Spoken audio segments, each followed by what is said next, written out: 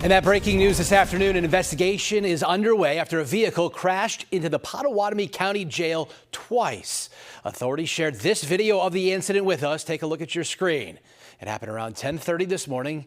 A driver who investigators say was either under the influence or suffering some sort of mental health episode slammed right into that garage door, backed up, and then rammed an exterior wall.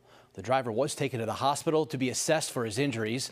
Once he is out of the hospital, officials tell us he will face charges. And investigators specifically told us this was in no way similar to the 2017 incident in which a suspect escaped by crashing a jail van through an overhead door at the jail. During that escape, the suspect shot and killed Pottawattamie County Deputy Mark Burbridge. We're told that what happened today was a, quote, isolated incident.